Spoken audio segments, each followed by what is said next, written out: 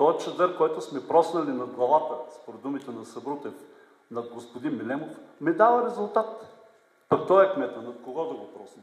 Имам един чадър, който ми е подарен от Събрутев, хубав син, голям, ако стане кмет, кой знае, може да го опънем над него.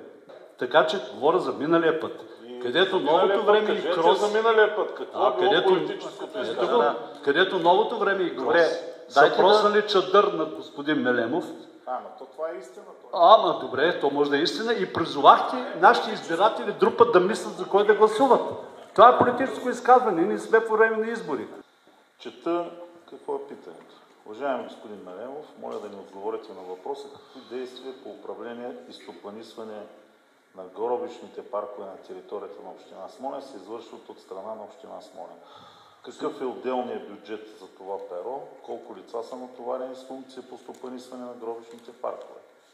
Какви действия за облагородяване на достъпа до гробищните паркове на територията на град Смолян са предприети от вас през последните 12 години? Планират ли са такива през настоящата година и какви точно? Създадена ли организация за косене на тревните площи в гробищните паркове, които се осигуряват възможност за достъп на гражданите до гробовете на починалите им близки за предстоящата черешова задушница на 22.6.2024? Аз се извинявам, обаче трябва да проверим кворума. Съгласно член 78 алинея 3, при липса на кворум трябва да прекратя заседанието. Проверка на кворума.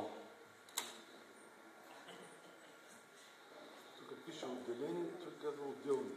Да. 13. 13. Поради липса на кворум, на основание член 78 алинея 3 от правилника прекратявам заседанието. Ще бъде включено в точката в следващия ден. Аз искам да кажа за гражданите на Смолян. Много благодарим на групата на ГЕРБ, на групата на цялата коалиция, да не ги споменавам поименно. Той господин Начев го няма, на тези, които правят чадър на господин Милемов.